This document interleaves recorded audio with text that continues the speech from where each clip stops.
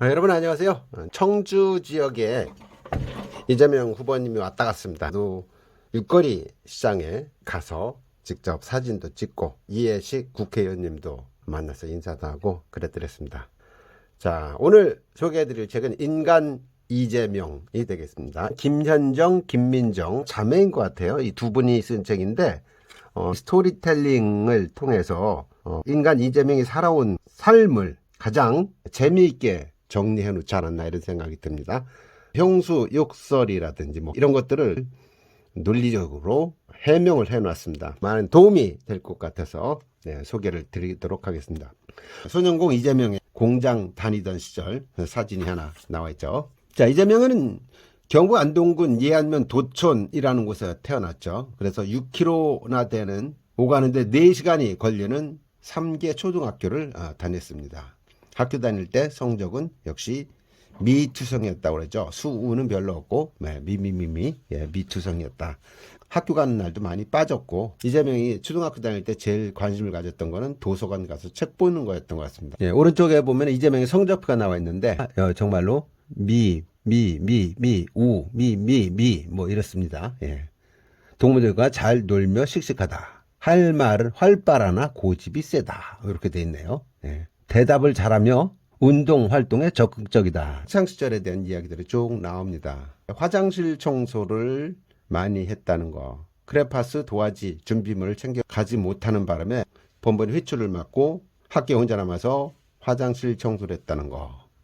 벼이삭 죽기, 보리삭 죽기 이런 거를 줄 게 없어가지고 결국 그것 때문에 선생님한테 뺨을 맞고 제일 많이 맞았던 게 27대를 맞았다는 이야기. 이재명은요. 책 보는 걸 굉장히 좋아했습니다. 학교에서 무엇보다 좋았던 것은 독서실이었다. 어린이 권장 도서를 모조리 독파했는데 암구랑과 지하세계, 해저 이말리 모두 현실을 잊게 해주는 그런 책들이었다. 해저 이말리라는 책을 읽고 무한한 상상의 날개를 펼치기도 하고 도서실은 이재명의 작은 천국이었고 가난했던 그가 도망칠 수 있는 유일한 도피처였다. 그리고 도서실 사수했던 친구 김재학은 새 책이 들어오면 이재명이 제일 먼저 볼 수 있게 또 배려를 해줬다고 합니다. 이재명도 그게 고마워가지고 건빵을 도서실 사서인 친구 김재학에 기꺼이 주기도 했다는 거죠. 이 책에 대한 그런 깊은 애정 이런 것 때문에 이재명은 성남시장과 경기도지사를 하면서도 언제나 도서관 예산을 한 번 더 살펴보면서 돈으로 꿈을 사줄 수는 없지만 책으로 사줄 수 있다는 그런 것을 깊이 새겼다는 이야기가 나와 있습니다. 해주겠다고 해가지고 얼마나 기뻤는지 모른다. 엉엉. 학년 때 담임 선생님이 수학여행 참여 여부를 묻는 가정통신문을 나눠줬는데 부모님한테 물어보지도 않았다는 거죠. 선생님이 2시간 산길을 걸어서 와가지고 모두 가는 수학여행인데 재미가 빠지면 되겠냐. 보내달라. 동의만 해주면 수학여행비를 어떻게든지 해결해 주겠다. 그래서 어머니가 동의를 했다는 거예요. 그랬더니 이제 학교에 남아가지고 이제 어떻게 했냐면요. 수학여행 갈 수 없는 처지 다른 아이들과 함께 재명이는 그 밭에서 키운 보리를 베는 일을 했다는 거죠. 그래서 교장 선생님은 아이들한테 일당 200원을 쳐줬고 재명이는 그 돈을 모아서 수학여행비 1,300원을 마련했다. 또 학교 매점을 학생들이 운영토록 하고 그 수익금이 가난한 학생들한테 돌아가겠다. 이 교장 선생님이 그랬다는 거죠. 또 자치회나 협동조합에 대한 첫 경험이었고 그 학교에서 처음으로 받아본 따뜻한 배려였다는 거죠. 그래서 모두 다 수학여행을 갈 수 있었다.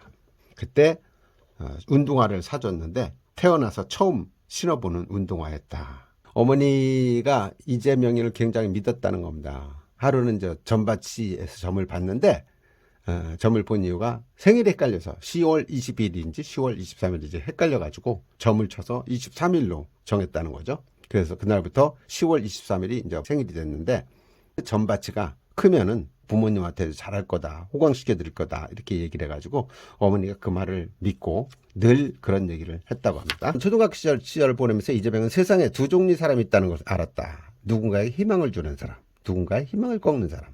3개 초등학교 5학년, 6학년 담임선생님과 교장선생님은 누군가에게 희망을 가르쳐준 분이었다. 학생한테 일거리를 주고 그래서 그 돈을 모아가지고 수학여행에 갈 수 있게 해준 이런 것들이 누가 어떻게 하느냐에 따라서 학교도 세상도 달라진다는 것을 처음 느꼈다는 거죠. 누가 대통령이 되느냐에 따라서 국민들이 대한민국의 느끼는 감정도 달라질 것이다. 2부 이재명의 세 가지 목표. 13살에 초등학교를 졸업한 이재명이가 이제 아버님의 부르심을 받아가지고 온 가족들이 이사를 합니다. 그래서 1976년 2월 26일 어둠이 채 거치지 않은 새벽에 비가 내리는 안동역에서 중앙선 열차를 타고 서울로 올라갑니다. 이재명의 손에는 철제 군용 탄통이 들려 있었고, 탄통 안에 든 거는 재선용의 자전거를 고치던 몽키 스패너와 벤치, 니퍼 등 공구가 있었고, 청량리역에 내렸을 때는 어둠이 채 가시지 않은 새벽이었다는 거죠. 다시 버스를 타고 도착한 곳은 서울이 아닌 성남이었다는 거죠. 성남의 단대오거리에 내려서 진눈깨비가 막 쏟아지고 있는데, 마중 나온 재영 형을 따라서 상대원동 비탈길을 올라갔다는 거죠. 그래서 도착한 곳은 그들이 살 단칸방이 아닌 가파른 비탈길의 꼭대기에 있었다는 거죠. 집에 갔더니 디귿자형이었는데 방 두 칸은 주인이 쓰고 양쪽으로 두 칸씩 딸린 방을 세를 놓았는데, 마당 복판에 공동으로 쓰는 수도가 있었고, 세입자들은 주인 집 식구가 쓰는 화장실을 쓰지도 못하고 공중 화장실에서 줄을 서야 했다는 이야기. 만으로 겨우 12살에 노동자가 되죠. 첫 번째, 두 번째 공장에서 한 일은 납땜을 냈다는 거죠. 연탄가스와 납 연기가 자욱한 목걸이를 만드는 공장에서 일을 했는데 한 달 월급이 3,000원이었습니다. 쌀 한 가마니가 3,500원 하던 시절이었는데 열심히 일을 했습니다. 그런데 너무 월급이 작다 보니까 10,000원을 준다는 두 번째 공장으로 옮겼습니다. 역시 목걸이를 만드는 공장이었죠. 근데 월급이 3개월씩이나 밀렸다는 거죠. 돈이 곧 들어오면 준다고 사장이 얘기하는데 어느 날 출근했더니 공장 문이 잠겨 있더래요. 돈을 뜯긴 거죠. 다음에 이재명의 아버지가 이번엔 제대로 된 회사다라고 데려간 곳이 이제 동마고무라는 회사였습니다. 콘덴서 고무 기판을 만드는 공장이었죠. 자, 일기장에도 그렇게 써 있습니다. 억울하게 3개월치 월급을 떼이고 이번에 고무 공장에 들어갔다. 거기서 빼빠, 사포라고 하죠. 빼빠 치는데 들어가서 손바닥에 달아 피가 나고 손에 지문이라고 남지 않았다. 1980년 1월 8일 일기였습니다. 다음에 네 번째로 취업한 회사는 아주 냉동이었습니다. 상대원 공단에 있는 빙과류 판매용 냉장고 만드는 공장이었는데, 그때 그가 맡은 공정은 함석판을 접고 자르는 일이었다는 거죠. 이런 허드렛 일을 이제 하면서 살았습니다. 공장 안에 이재명보다 훨씬 어려운 노동자들이 많았다.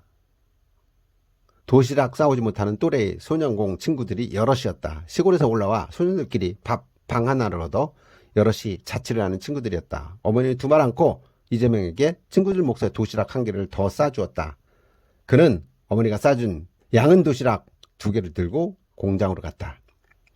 점심시간이면 슬그머니 자리를 피하는 친구들의 손목을 끌어당겨서 같이 둘러앉아 점심을 먹었다. 다른 소년공들도 하나둘 도시락을 꺼내놓고 도시락을 가져오지 못한 친구들과 함께 먹기 시작했다. 김치와 짜게 조린 어묵이 반찬의 전부였지만 그의 어머니가 싸준 도시락은 인기가 좋았다. 따뜻한 인간애가 넘치는 모습입니다.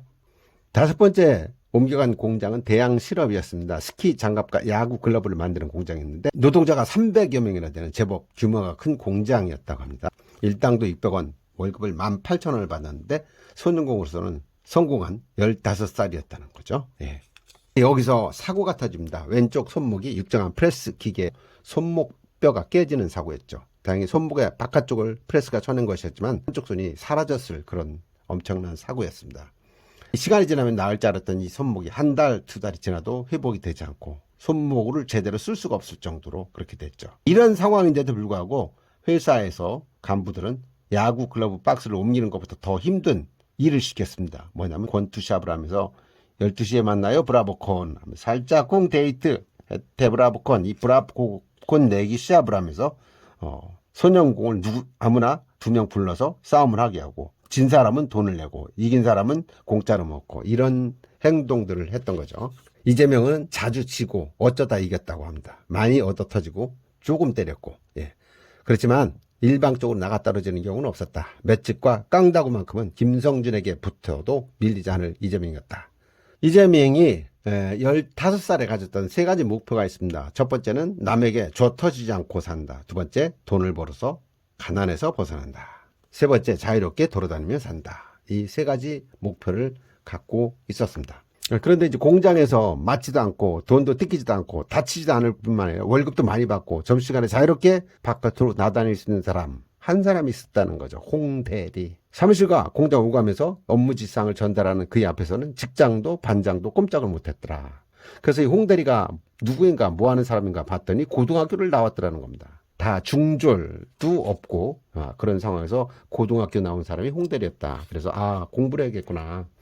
고등학교를 가야겠구나. 그래서 검정고시를 할 생각을 하죠. 검정고시 학원을 찾습니다. 마침 회사가 6시에 끝내다가 5시 30분으로 퇴근 시간이 앞당겨지면서 학원을 갈 수 있게 됩니다. 덕분에 검정고시 학원에 등록을 해서 이제 공부를 시작하죠. 8월 검정고시 준비는 준비기간이 4개월밖에 되지 않아서 합격이 어려웠는데 그래도 도전을 합니다. 공장에서 퇴근하면 곧장 학원으로 달려갔죠. 학원 선생님들한테는 이재명이가 인기가 좋았답니다. 암기를 흡줄나다는 그런 칭찬을 많이 들었다는 거죠. 그래서 1978년 8월 4일 날 그동안 시험을 치렀는데 다행히 합격을 합니다. 총점 631.5점에 전 과목 평균 70.1점. 그렇게 해서 이제 1차 합격을 합니다. 어머니와 형제들이 재명이 합격을 축하를 해줬고 아버지도 조금 뿌듯하게 여기는 듯은 했습니다. 그렇지만 그뿐이었고 공부에 맞들인 재명이가 취직을 않고 또 학원에 드나들자 아버지가 학원 출입 금지령을 내립니다. 그래서 새벽 또 3시에 곤히 자는 재명이를 깨워가지고 리어카를 밀게 하고 해가 중천에 뜰 때까지 아버지를 따라서 상대원 시장통과 동네로 오르내리며 쓰레기를 치우도록 합니다. 네. 재명이는 검정고시 합격에도 별 낙이 없자 많이 실망을 합니다. 달라진 것도 아무것도 없었죠. 그래서 다시 대항실업으로 재입사를 하죠. 근데 대항실업을 그만두게 됩니다. 이유는 회사가 문을 닫는 바람에 대항실업을 그냥 나오게 됩니다. 아버지가 다시 제대로 된 직장을 고른다고 골라줬는데 그 직장이 오리엔트였죠. 성남공단에서 오리엔트 넘버 3 정도 되는 회사였습니다. 이재명이 2017년도에 대통령 선거 출마했을 때 바로 이 오리엔트에서 대통령 출마를 선언했었죠. 오리엔트에서는 이재명이 예상치 못한 행운이 기다리고 있었습니다. 검정고시 학원에 같이 다녔던 심정운을 여기서 만나죠. 말할 수 없이 반가웠습니다. 그래서 그때부터 심정우가 단짝이 돼서 이제 공부를 시작합니다. 열심히 공부해서 대학에 가자라고 맹세를 하고 검정고시를 봐서 고졸 자격을 얻어도 관리자가 될 수 없다는 것을 알게 된 그들이 이제는 대학에 가자. 지긋지긋한 공장에서 벗어나자. 이렇게 하면서 두 수련공이 함께 다짐을 하죠. 근데 공부를 하다가 결국은 학원비가 없어서 공부를 그만두려고 합니다. 이때 공부를 때려치겠다고 하니까 성일학원에 원장했던 김창구 선생님이 너는 공부해야 될 놈이야. 그러면서 무료로 다녀라. 이렇게 얘기합니다. 대입 검정고시가 2달 앞으로 다가왔을 때였죠. 그래서 검정고시가 5월 중순에 발표가 나고 대입 예비고사는 11월이었는데 마침내 검정고시 합격을 합니다. 그렇게 꿈꾸던 대학에 갈 수 있는 첫 번째 관문을 통과를 하는 거죠. 합격의 기쁨이 오래가지 않았습니다. 학원에 보내주겠다고 한 아버지가 말을 바꿨습니다. 그래서 전문대학을 가라고 합니다. 그 뒤 야간으로 재명이는 정규대학에 가고 싶었죠. 그래서 스스로 돈을 벌어가며 공부할 생각이었습니다. 결국은 성수동에 있는 오리엔트 본사에 찾아가서 받은 퇴직금 6만 5천 원을 받습니다. 5만 5천 원만 아버지한테 주고 만 원은 삥땅을 쳤습니다. 그 5천 원 아버지 몰래 어머니에게 주고 5천 원은 책과 노트를 삽니다. 그런데 이때 팔이 너무 아파옵니다. 일기장에도 그런 글이 써있죠. 아침에 자는데 아버지하고 엄마하고 하는 얘기가 난 병신 될 거라는 얘기다. 정말 아버지는 어떻게 된 사람인지 모르겠다 라는 글을 써놨습니다. 대학식도 팔을 고치는 일도 다 부질없는 짓인 것 같다. 그래서 자살을 결심하죠. 살아야 될 이유가 없었고 열심히 살아서 아버지한테 성공한 모습 보여주고 싶었고 교복도 한번 입어보고 싶었고 다 허황된 꿈이었다는 거죠. 일기장에는 박종화의 시 사회 참이라는 것도 적어놓으면서 이런 세상 살아서 뭐하냐. 연탄 한 장 사서 집으로 돌아가고 다락에 연탄불 피우고 수면제 먹고 잠을 잤습니다. 그런데 잠이 올 줄 알았더니 잠이 안 들죠. 수면제가 부족했나 보다. 다시 이번엔 이제 약국에 가서 동생 핑계를 대고 수면제를 20알을 샀는데 역시 또 약사가 잔소리를 막 하다는 거야. 귀에 들어오지 않았지만 그 얘기. 그러고 나서 들어와서 아버지에 대한 원망 가득한 유서를 써놓고 수면제를 삼킨 다음에 자리에 누웠습니다. 근데 웬걸 잠이 와야 될 수면제를 먹었는데도 정신만 말똥말똥. 마침 매형이 눈치를 채고 저남 오리엔트 면접 날인데 왜 여기 누워있어? 그러면서 매형이 내가 천안팔 고쳐줄게. 걱정하지 마. 2번의 자살에 실패하자. 에이 자살하면 뭐하냐. 또 살아야겠다. 이런 생각으로 바뀝니다. 나중에 알고 봤더니 약사가 준 것은 수면제가 아니고 소화제였던 겁니다. 절실하지 않으면 이룰 수 없다. 그는 갈비뼈가 부러진 몸으로 출근을 하고 학원을 가고 독서실에서 밤새껏 공부했다. 아프다고 쉬고 졸린다고 잘 수가 없었다. 이재명이가 82년 3월 중앙대학교에 입학한 후에 엄마와 같이 교복을 입고 찍은 사진이죠. 이재명이가 자살은 포기했지만 그 이후로 공부를 잘 하지 않습니다. 그러니까 재영이 형이 하루는 술 먹고 와서 잔소리를 들었습니다. 너 이렇게 평생 공돌이로 써 그러면 공부하지 마라 임마 하면서 불질을 하죠. 불을 질러 버립니다. 그래서 결국 이재명이 성일학원을 찾아갑니다. 마침 김장구 선생님이 이재명에게 좋은 얘기를 해줍니다. 국보위가 발표한 입시제도 개선안이 너 같은 검정고시 출신자들한테 절대로 유리할 거다. 나중에 보면 안다. 조금 있어봐라. 군바리들이 인심 얻으려고 하니까 뭔가 화끈한 후속 대책을 내놓을 거다. 이렇게 얘기를 하죠. 그래서 국보에 내놓은 제도가 졸업정원제를 실시합니다. 장학금 제도를 만들고 그래서 대학교에 문을 열어놓고 대신 졸업은 어렵게 하겠다. 또 학생들이 맘 놓고 학교 다닐 수 있도록 과외를 못하게 했으니까 장학금 제도를 대폭 늘려가지고 학교에 다닐 수 있도록 해주는 겁니다. 그래서 이재명처럼 가난한 학생들한테는 쌍수를 들고 환영할 그런 일이 생긴 거죠. 아버지도 공장에서 재명이가 받은 월급에서 2만 원만 집에 가져다 주고 나머지는 학원비, 책값, 차비로 사용해도 좋다라고 이제 허락을 합니다. 전두환이 이끄는 국보위는 대입 본고사를 폐지하고 대입 예비고사는 대입 학력고사로 바꿨죠. 그래서 11월에 치르는 학력고사 한 번만으로 모든 것이 결판 나는데 이재명이가 장학금 주는 대학을 가려면 8개월 뒤에 학력고사에서 260점 이상은 받아야 했습니다. 답은 나와 있죠. 그런데 시험이 8개월밖에 안 남았는데 공장을 다니면서 학원을 가고 공부해서는 모자라는 시간이 있습니다. 그래서 이재명이 결국 오리엔트를 그만두고 3개월 동안 모은 월급으로 4개월 동안 학원 주간반에 다니면서 공부를 시작을 합니다.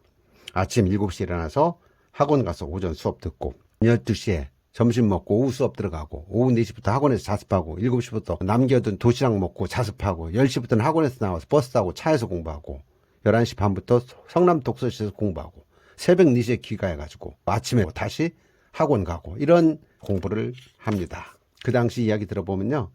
졸리면은 잠이 오니까 안 졸리려고 책상 앞에 압정을 놓고 이렇게 공부를 했다고 합니다. 자다가 졸리면은 압정에 찔리는 거죠. 그래서 참고서 곳곳이 핏자국이 멍들 정도로 그렇게 혈투를 벌였는데 결국 그렇게 해서 그는 예비고사를 285점 맞습니다. 전국 2,500등 안에 드는 점수였는데 가지 못할 곳이 없었다. 중앙대학교 선호 장학생 A급으로 해서 들어가는데 3학년까지 등록금 면제 매월 학자금으로 20만 원씩을 받는 특대 장학생이 된 거죠. 공짜로 공부하고 공장에 3배 더 되는 월급을 매달 받을 수 있다는 이 꿈 같은 현실을 이제 만난 겁니다. 합격한 이재명은 성남에서 자전거를 타고 신나게 돌아다니다가 사고를 당합니다. 길을 가는데 택시가 와서 들이받은 거예요. 공중은 날랐다가 뚝 떨어져서 깨어보니 병원이었는데 형사처벌 대상이 아니라는 걸 안 택시 회사에서 이제 발걸음을 끌은 거죠. 그래서 결국은 보상금은 보험회사에서 지급한 73,600원이 전부했다는 겁니다. 법을 모르니 어떻게 해볼 도리가 없었고 서민 무식쟁이가 당하는 일이었고 그래서 사복고시 합격해서 개업하면 나처럼 이렇게 약자를 위해 돕는 그런 사람이 되겠다 이런 결심을 하죠. 청계천에 가서 헌책을 삽니다. 경제학 원론 5,000원, 법학개론 3,500원. 집에 들어와서 경제학 원론을 펼치는데 한자 투성이에요. 너무 모르는 게 많아요. 그러니까 아버지가 옆에서 음과 뜻을 일러주고 그러는데 진짜 아버지 같더랍니다. 아버지가 한자 모르는 한자가 없었다는 거죠. 이때 이재명이는 결심을 하죠. 일기를 한자로 쓰기 시작합니다. 아예 옥편을 외워버릴 정도로 한자 공부를 했습니다. 그렇게 한자와 씨름하면서 법학, 행정학, 경제학 강의를 듣고 혼자 공부를 합니다. 중앙대학교에 입학하고 난 후에 새로운 사실을 겪습니다. 대학교 캠퍼스 반정부 시위하는 친구들을 보는 거죠. 와서 모여 함께 하나가 되자. 와서 모여 함께 하나가 되자. 물가시 머진 나무같이 흔들리지 않게 이런 노래를 부르면서 스크럼을 짜고 그리고 또 도서관에서 비를 뿌리는 이런 학생들을 봅니다. 순식간에 잡혀가기도 하고 처음에는 저놈들 왜 저러나 내가 보니까 광주 폭동이었는데 쟤들은 왜 자꾸 폭동이 아니라고 그러는지 이해가 안 갑니다. 그런데 한 번, 두 번, 세 번 이런 현장을 보면서 아 내가 알고 있었던 광주 사태의 진실이 잘못 알고 있는 거구나. 광주 폭동이 아니라 광주 사태였구나 라는 것을 깨닫게 됩니다. 그러면서 이재명은 굳어있던 의식의 껍데기가 갈라지며 깨지는 그런 소리를 듣죠. 이때부터 이재명은 언론 개혁을 꿈꾼 것 같습니다. 언론이 정보를 잘못 전해주면 모든 사람들이 이렇게 잘못 알게 되는구나. 언론이 그만큼 중요하다는 사실을 깨닫는 거죠. 그러나 현실 참여보다는 사법고시 합격하는 게 우선이다 이렇게 생각해서 사법고시 공부에 매진합니다. 그렇게 해서 3학년이던 1984년 5월에 사법고시 1차 시험에 합격합니다. 그의 나이 만 23살 봄날이었죠. 오부 제명시 제발 정신 차립시다. 고시 공부는 돛담배를 타고 망망대해를 항해하는 일과 같아서 잠시 방황하면 항로를 잃기 마련이었다. 시험 과목과 범위는 망망대해만큼이나 방대했고 앞길은 아득하기만 했다. 자, 아내 아이와 함께 단란했던 신우 시절 사진이 나와 있습니다. 1984년 9월 15일자 이재명 일기를 보면 공부에 대한 이야기가 나와 있습니다. 공부란 의식 없는 황수처럼 아둔하게 하는 것이다. 결코 한 숟가락에 배부를 생각일랑 말고 한 숟가락 떠서 꼭꼭 씹어 소화시키고 천천히 내실을 기해가는 것이 현명하리라. 세상에 무슨 일이 하루아침에 이루어지더냐. 끊임없는 노력과 인내 속에서 씨는 발아하고 그것이 풍상에 흔들리며 많은 시간이 흐른 후에 열매는 열리는 것이다. 굉장히 고차원적으로 공부에 대한 이야기를 풀어놨습니다. 그의 말대로 이제 공부의 생명은 집중력인데 이제 집중이 되질 않았습니다. 고시 공부는 돛담배를 타고 망망대해를 항해하는 일과 같다. 이렇게 써놨지만은 2차 시험은 누구도 합격을 장담할 수 없는 시험이었죠. 그런데 친구들의 뛰어다니는 모습들이 그의 발목을 잡습니다. 축제, 데모 이런 것들을 보면서 사법고시 2차 시험 날짜를 100일 앞두고 정말로 열심히 공부를 했습니다. 열심히, 하나도 열심히, 둘도 열심히, 셋도 열심히. 처음부터 끝까지 무조건 열심히 하자고 이재명은 본인을 다 잡으면서 공부를 했고, 그리고 특히 걱정했던 민법도 무난하게 답을 썼고 홀가분했고, 자전거 이후에 자전거 타고 전국 일주를 한 다음에 돌아왔습니다. 사법고시 2차 발표가 났습니다. 그의 이름은 없었습니다. 눈을 믿을 수가 없었습니다. 시험을 잘 받고 내시 합격할 거라고 자신했는데 충격이었죠. 나중에 알고 봤더니 상법에서 오답을 쓴 사실을 알았습니다. 수표 지급 보증에 대한 것을 쓰라고 했는데 수표 보증을 쓴 겁니다. 감독관한테 물어보기만 해도 확실히 알고 썼을 수 있었는데 그걸 못한 거죠. 결국은 떨어진 겁니다. 그러나 이재명은 성공해야 하는 실패를 통해서 더 중요한 것을 얻기도 하는 것이 인생이라고 이야기를 합니다. 실패로부터 배울 줄 아는 진짜 학습력이 뛰어난 그런 사람이었던 거죠. 머리를 식히려고 하는데 아버지가 고향 안동을 다녀오라고 하면서 용돈을 줍니다. 모처럼 고향에 가서 친구 경숙이도 만나고 또 아는 사람들 만나고 새로 마음을 다잡고 다시 고시원으로 들어갑니다. 사법고시 1차 시험 5월 18일 열심히 시험을 봐서 합격합니다. 그리고 다시 2차 시험 1차 시험을 2번 봤는데 2번 다 90점 이상을 받았다는 겁니다. 그렇게 집중력이 엄청나게 뛰어나고 출제 의도, 핵심을 파악하는 능력이 탁월했던 이재명이었던 거죠. 2차 시험 7월 8일 발표가 났는데 이재명 이름 있었습니다. 마침내 합격을 한 거죠. 그런데 2차 시험에 최종 합격한 겨울에 아버지는 세상을 떠났습니다. 1986년 11월 23일 이재명 생일과 똑같은 날이었죠. 이재명은 아버지를 이렇게 표현했습니다. 강철은 불에 달고 두드리고 물에 담고 식히기를 반복하는 대장장이 망치질을 거쳐서 단단해진다. 아버지는 이재명을 강철같이 단련시킨 대장장이었다. 사법연수원에서 나온 첫 월급을 타서 술과 담배를 사서 아버지 산소에 가서 인사를 드리고 술 듬뿍 따라드리고 담배 불도 붙여드리고 이승과 저승으로 헤어진 마당이었죠.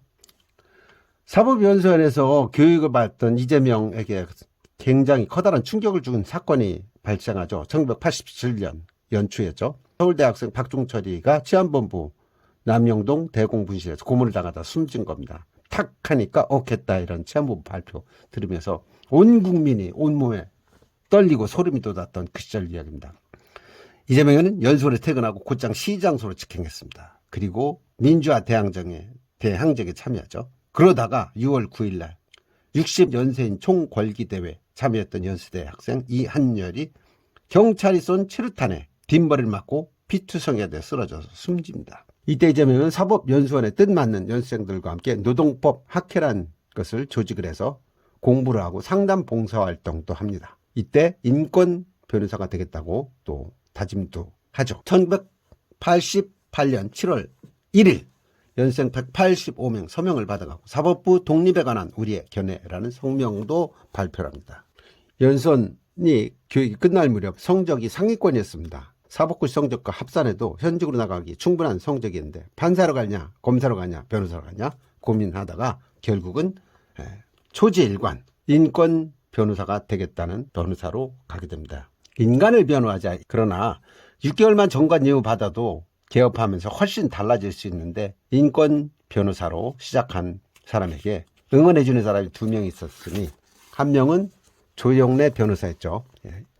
이재명이 사법연수원 교육 시절에 갔더니 조영래 변호사가 혼자서 개업을 한다고 하니까 500만 원을 빌려줍니다. 500만 원의 군자금을 빌려줍니다. 그 다음에 2번째, 공짜로 학원을 다니게 해줬던 성일학원 김창구 원장이 또 제대로 한번 해보라고 500만 원을 빌려줍니다. 그래서 합의 1000만 원을 가지고 임상대 변호사와 함께 성남에 변호사 사무실을 열었습니다. 변호사 사무실을 여는 이재명은 민생변론이라는 액자를 만들어서 돈을 변호하지 않고 사람을 변호하겠다. 이익을 변호하지 않고 정의를 변호하겠다고 다짐을 합니다.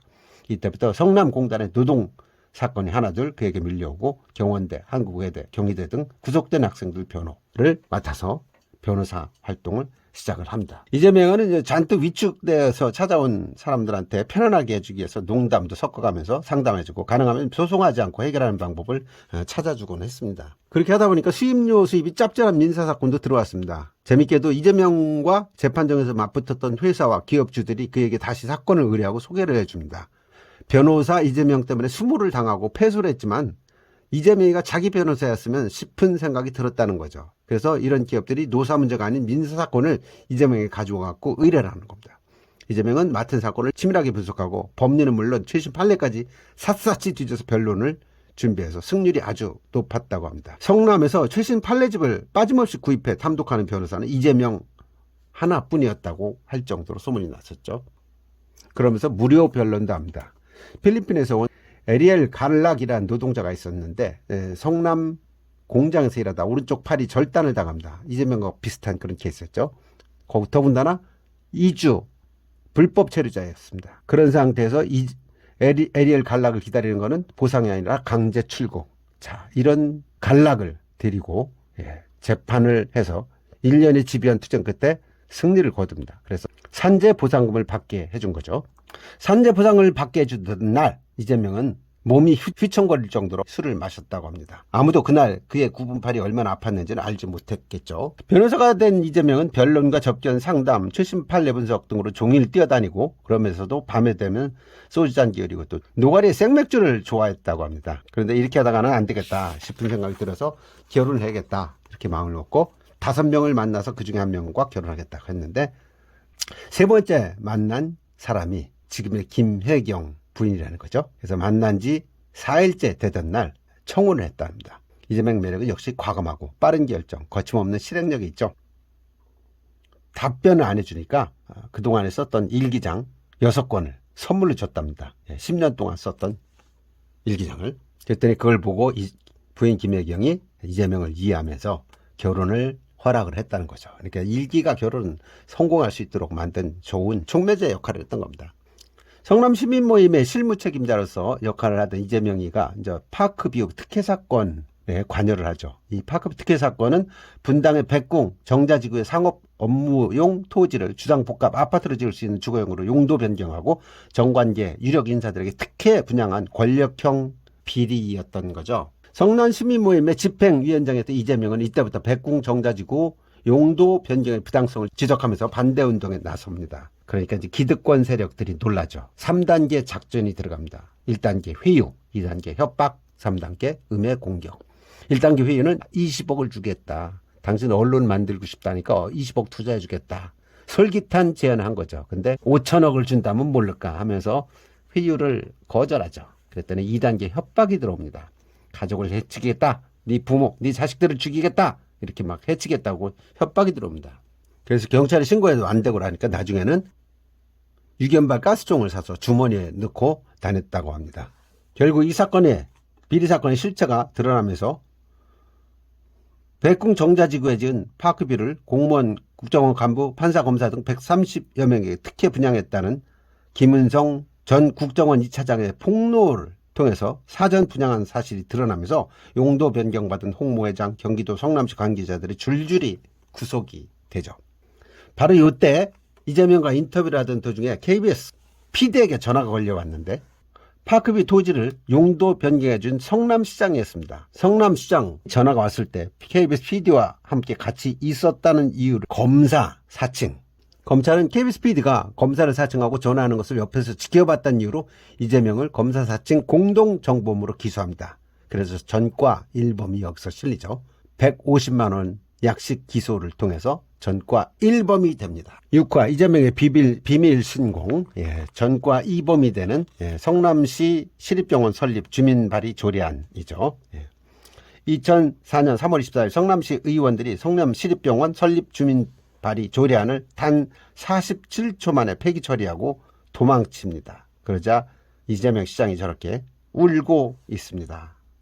자, 성남시립의원은 성남에서 가장 규모가 컸던 성남병원과 인하병원이 잇따라 폐업을 하니까 병원이 없으면 안 되겠다. 그런 생각이 들어서 시립의료원을 만들자고 시민운동에서 시작을 하죠. 주민 발의를 거쳐서 이재명이 이때 대표를 맡아가지고 시립병원 설립추진위원회를 설립을 하죠. 3주 만에 주민 발의 18,595명을 모아서 주민 발의 조례를 성남시에 접수를 했습니다. 그런데 이 접수한 성남시립병원 조례안이 47조 만에 폐기 처분이 된 겁니다. 심의보류 선포를 한 거예요. 말이 심의보류지 조례안 부결했던 겁니다. 최소한 찬반을 둘러싸고 경련이라도 벌어질 줄 알았는데 17조 만에 부결 처리한 거예요. 그러면서 분노한 시민들이 회의장으로 들어가면서 항의하자 다 시의원들은 다 도망가 버리고 도망간 시의원들이 조례안 날치기 폐기에 항의한 시민들과 이재명을 특수공무집행방해로 다 고발했습니다. 그래서 특수공무집행방해 혐의가 붙어서 전과 2범이 되죠. 벌금 500만 원을 맞습니다. 이때 주민교회 지하실에 숨어서 지내던 이재명에게 인하병원 노조 부위원장이던 정혜선 씨가 찾아와서 초밥을 사와가지고 변호사님이 우리 이제 어떻게 할 겁니까? 이렇게 하다가 결국은 우리가 시장을 합시다. 저 쓰레기 같은 놈들 몰아내고 병원을 만듭시다. 그래서 성남시장에 출마를 하죠. 이 무렵에 전과 2범이 된 상태에서 또 권모 기자가 찾아옵니다. 성남시장 친인척 비리를 보도한 권 기자였는데 이재명과 똑같은 엎어치기를 당할 그런 처지에 놓여 있었습니다. 권 기자가 폭로한 내용은 간단했어요. 새누리당 소속의 이대엽 성남시장이 농협에서 시근고를 맡기는 대가로 그의 조카가 수십억 원에 달하는 엔화를 농협으로부터 부정확하게 대출받았다. 뭐 이런 내용이었습니다. 이 사건을 맡아가지고 이재명은 변호사로서의 실력을 유감없이 발휘하죠. 첫 번째는 재판부에 요청해가지고 농협의 금융거래 자료를 제출받습니다. 성남시청 금고 선정관련 서류를 입수해서 둘을 비교해보죠. 그래서 성남시장이 농협을 성남시 금고로 지정한 날과 성남시장의 조카가 농협으로 대출받은 날짜 비교해봤더니 똑같은 겁니다. 다음엔 특혜. 성남시장의 조카가 수십억 원에 달하는 엔화를 시중금리보다 터무니없이 낮은 금리로 대출받은 사실이 있는지 밝혀냈습니다. 명백한 특혜였죠. 그 대출이 부정임을 또 입증을 해야 됐습니다. 그래서 치밀하고 정확한 이영진 콤비에게 단련된 직원들은 대출 서류가 조작됐던 걸 또 찾아냅니다. 시장 조카가 사업자로 대출을 받았는데 이 사업자 등록증이 위조됐다는 것을 알게 된 거죠. 이때 또 정보를 주겠다는 시장의 측근, 여기서는 박무창이라고 이름이 나오는데 이 사람이 정보를 제공해 주겠다고 해서 그때 갑작스럽게 집에 들렸다가 나오면서 시간이 없다 보니까 직접 운전을 해서 오다가 음주운전이 걸립니다. 전과 3범이 되는 거죠. 그리고 2006년도에 성남시장에 출마를 합니다. 출마한 이유는 2004년 말에 선거법과 정치자금법이 개정이 됐습니다. 그래서 득표율이 15% 이상만 되면 후보자가 지출한 선거비용을 전부 돌려받을 수 있는 조항이 생긴 거예요. 전바치 말대로 이재명이 운이 좋았던 겁니다. 대학 갈 때는 입시제도와 장학제도가 바뀌어서 특대 장학생으로 가게 됐고 또 선거 출마하려고 하니까 또 선거 관련법이 바뀌어갖고 돈 안 드는 선거가 된 거죠. 그래서 시장에 출마를 합니다. 성남시장 출마할 때 첫 번째 목표는 폐기된 성남시립병원 설립 조례안을 되살리는 거였습니다. 그런데 선거가 눈앞에 다가오자 이 조례를 여당에서 만장일치로 통과를 시켜버립니다. 김을 쫙 빼버린 거죠. 두 번째, 기본과 원칙을 지키는 공정한 시정을 펼치겠다 이렇게 약속을 했는데 지하철과 연결된 지하 횡단보도에서 명함을 돌리다가 선거법 위반을 기소가 됩니다. 그래서 벌금 50만 원 맞습니다. 전과 4범. 이재명의 전과 사범은 이렇게 해서 전과 사범이 나오는 겁니다. 뭐 특별한 거 아니에요. 다 이유가 있는 것들이죠. 그래서 출마했지만 떨어지죠. 2008년도에 국회의원 출마했다 또 떨어집니다. 다시 또 2010년도에 성남시장 출마해서 당선이 되죠. 그리고 당선이 되자마자 어떻게 합니까? 9층에 있던 펜트하우스라고 하죠. 성남 시장실을 2층으로 옮기고 민원인들을 맞이합니다. 성남시 1호 머슴에 대한 시민들의 신뢰는 급상승하고 이재명은 시간을 더 쪼개서 더 많은 사람들을 만나고 중요한 일에 집중을 합니다. 그가 만들고 싶은 성남은 과거의 이재명에도 비례했고 현재 이재명이 만들고 싶고 미래 이재명이 살고 싶은 그런 도시였죠. 그러면서 또 첫걸음으로 무상교복을 제안하고 공공산후조리, 청년 기본수당 이런 것들을 진행을 하게 되죠. 이재명은 성남시장이 되자마자 모라토리엄을 선언합니다. 이제 갚아야 될 빚이 7,285억 원이 되니까 이거 도저히 못 갚겠다. 시민들의 삶에 영향을 주는 그런 일에는 최대한 신속히 대응을 합니다. 중원구와 수원구, 수정구, 언덕 경사가 많아서 겨울에 눈만 오면 차가 미끄러지고 제설 어려움을 겪는 이런 불편을 겪고 있는데 담당 부서에 제설 작업을 위한 장비 보강, 예산 집행, 전 직원 비상동원령 권한을 부여해가지고 눈이 와도 걱정 없게 만듭니다. 시민들이 완전히 달라진 모습을 보면서 깜짝깜짝 놀라죠.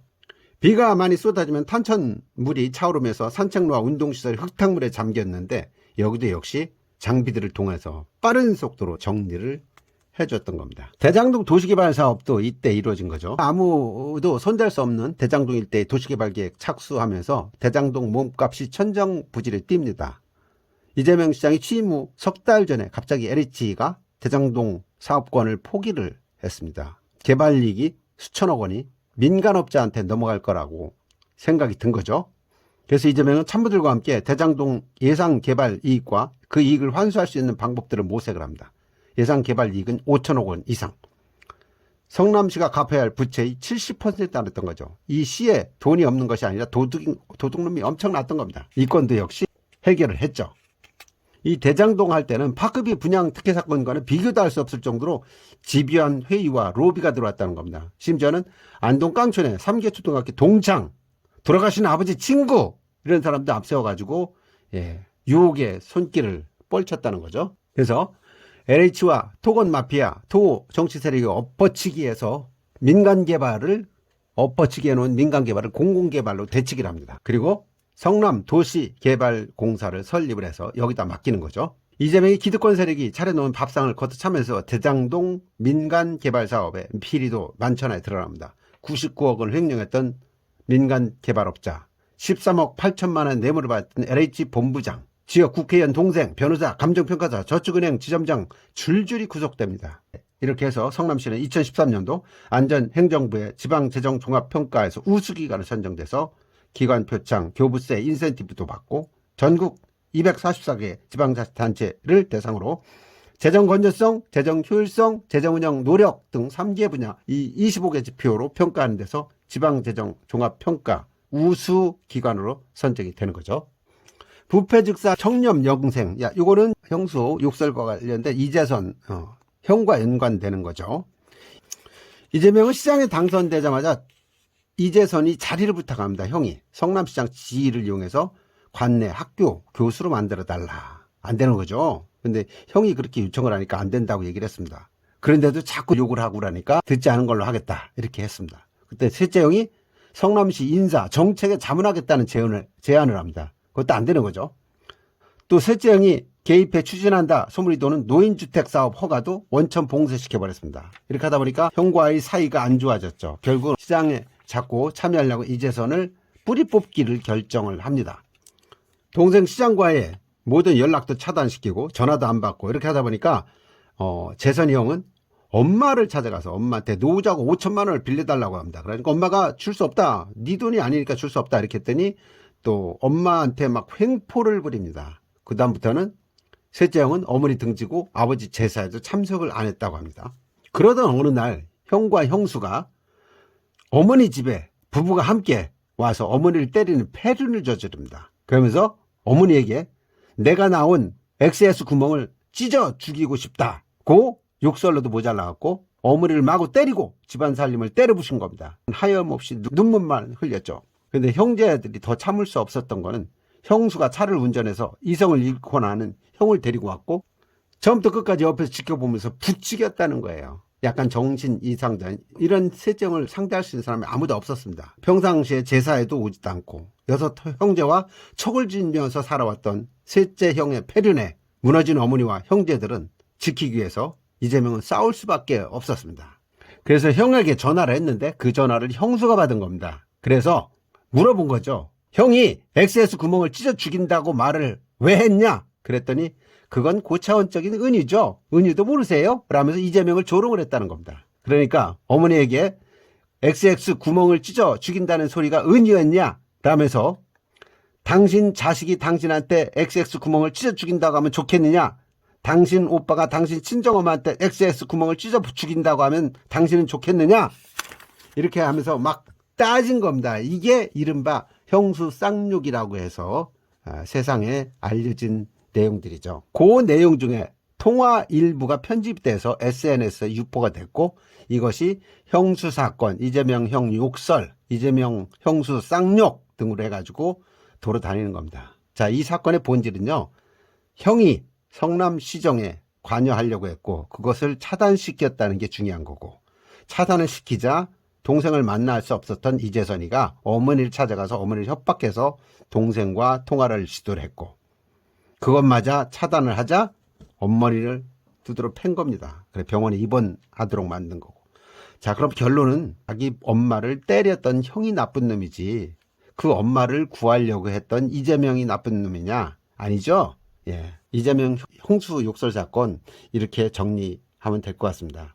다시 정리하면 이재명이 처음부터 끝까지 셋째 형과 형수에게 따진 내용은 단 하나였습니다. 왜 엄마에게 XS 구멍을 찢어서 죽인다고 했느냐? 어떻게 그럴 수가 있느냐? 이런 이야기였던 거죠. 다음은 공약 이행률 1위 시장입니다. 이재명은 합니다 라는 트레이드마크를 갖고 있죠. 그만큼 행정은 잘한다는 얘기입니다. 예, 미친 듯이 일을 했다고 하죠. 동별로 시장과의 대화 시간을 정해서 성남시 모든 지역에 알려서 2달이 넘게 대장정 사람들을 만나고 그 사람들로부터 이야기를 듣습니다. 그리고 들은 이야기들을 모두 민원을 해결해 나가는 거죠. 예, 이게 이재명의 합리다입니다. 이재명은 합니다. 여기서 이재명의 강점이 나오는데 이재명은 쪼개 쓰는 걸 잘한다고 합니다. 예, 시간은 쪼개면 많아지고 집중하면 늘어납니다. 나는 공장에 다니면서 공부했기 때문에 1분 1초를 아껴 쓰였습니다. 화장실에서 문제 하나 풀고 버스에서 단어 20개 외우고 화공약품 냄새가 나는 도장실에서 도색한 다음에 틈틈이 문제집 풀고 이렇게 시간을 쪼개서 잘게 쪼개서 집중하다 보면 그게 엄청난 시간이 됩니다. 시간은 쪼개서 쓰면 됩니다. 답은 언제나 현장에 있고 정책의 성과는 시민들의 신뢰로부터 나옵니다.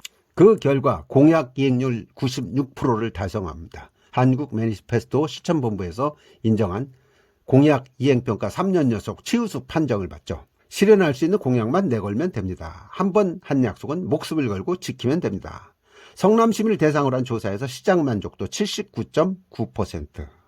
이재명은 4년 동안 매일 아침 집에서 시청까지 비닐봉지 하나 들고 쓰레기를 주우면서 탄천을 따라 걸었고 시장실의 문을 환짝 열어두고 언제든지 시민을 만났습니다. 이때 만난 사람을 조폭이라고 떠드는 놈도 있습니다. 주민과의 대화, 대장정위원회는 현안에 있는 곳에서는 언제든지 달려가서 노상방담을 열고 현장에서 결론을 내리고 또 광속 행정을 통해서 시민들을 감동시켰죠. 들은 것은 바로 해결하는 광속 행정입니다. 그렇게 해서 2014년 성남시장 재선거가 들어갔는데 전체 득표율 55.1%의 지지로 다시 성남시장에 당선됩니다. 1차 때 51.8%보다 3.3% 더 높은 득표율이 나온 거죠. 이 성남은 분당은 전통 보수층이 많은 곳으로 알려진 데죠. 종북몰이, 쌍욕, 덮어씌우기 공작 뭐 이렇게 많은 여러 가지 문제가 있음에도 불구하고 분당 시민들은 공정했고 성남 시민들은 위대했다고 이렇게 보는 겁니다. 그래도 이재명을 찍어준 거죠. 7번째, 거짓이 진실을 이길 수는 없다. 두려움은 늘 곁에 있었다. 수많은 위기와 험난한 극복을 반복할 때도 두려움은 사라진 적이 없었다. 이재명은 성남시 3대 무상 복지 정책을 발표했죠. 청년배당, 무상 산후조리 지원, 무상 교복 지원을 뼈대려서 살고 싶은 도시 성남을 만들겠다는 약속을 했고 이것을 지켰습니다. 그래서 2013년도부터 3년 연속 지방자치단체 재정 분석 평가 우수 기관에 선정됐고 재정 건전성, 재정 효율성, 재정 운영 노력 분야에서 최고 등급이라고 판정한 것은 다름 아닌 새누리당 정권의 행정안전부였습니다. 이재명은 공약을 잘 지키죠. 이재명은 한 인터뷰에서 이렇게 얘기합니다. 나는 공약이 국민과 하는 계약이라고 봅니다. 처음부터 지킬 수 없다는 걸 알면서 공약을 하면 그건 사기고 하려고 했는데 못하면 계약 위반이죠. 사기를 쳐도 안 되고 계약 위반을 해서도 안 되는 것이 공약입니다. 이렇게 얘기를 하죠. 이 당시에 박근혜 정권이 중앙정부의 교부금에 대해서 성남시가 시민복지사업비를 늘리면 그 액수만큼 중앙정부의 교부금을 줄이겠다. 이런 고약한 소리를 합니다. 그러니까 이때 속결 전광석화로다가 이재명은 3대 무상복지 예산 194억 중에 절반인 98억 3,500만 원을 집행하고 그 다음에 어떻게 합니까? 2016년 6월 광화문 광장에 가서 기자회견을 열고 지방자치제도 파괴 음모 중단을 요구하는 단식 농성에 들어갑니다. 이재명이 단식 농성에 들어간 것은 패배보다 포기가 더 두려웠기 때문이었죠. 패배하면 다시 일어설 수 있지만 포기하면 일어설 수가 없다. 그래서 단식 농성에 들어갔는데 단식 농성 11일째를 맞은 이재명에게 출구를 마련해 주는 사람이 있었습니다. 누구냐면요. 김종인 비상대책위원장이었죠. 그 당시에 민주당 비상대책위원장을 맡고 있었는데 김종인 위원장이 찾아와서 민주당이 책임지고 해결할 테니까 이제 단식 중단해라 이렇게 해서 단식을 중단합니다. 뭐 이재명이 뭐 돈키호테도 아니고 합리적인 건 받아들일 줄 아니까. 그래서 이재명과 김종인 관계도 상당히 좋다고 하는 얘기가 여기서 나온 거죠. 언제나 역사는 시민의 것이었고 변방에서 시작되었고 피 흘리며 싸운 시민의 것이었다. 오늘 여기 광화문에 모인 우리가 선봉대입니다. 우리가 자유와 평등, 인권과 복지, 평화와 안전이 살아있는 나라를 만듭시다. 어떤 독재자도 스스로 물러난 적이 없습니다. 민주공화국의 깃발을 높이 들고 국정농단 세력의 탄핵을 함께 외칩시다. 대한민국의 헌법을 짓밟는 대통령은 탄핵해야 합니다. 막 이런 연설을 해가지고 사이다 발언을 했다고 해서 이재명이가 뜨기 시작합니다. 탄핵 정국에서 떴던 이재명의 시작이었죠. 이재명의 집단지성이라는 이야기를 많이 합니다. 상하, 주종관계가 아닌 대등한 개인들의 자유로운 연합. 이것이 집단지성이다. 자발성에 기초한 집단지성은 4차 산업시대를 움직이는 가장 강력한 사회정치적 에너지다. 그래서 대통령 후보 경선에 나서면서도 SNS를 최대한 활용을 하고 있죠. 이재명은 SNS를 손가락 혁명군이라고 합니다. 지금도 언론에 너무 당하다 보니까 손가락 우리가 언론사가 됩시다 라는 이야기를 지금 하고 있죠.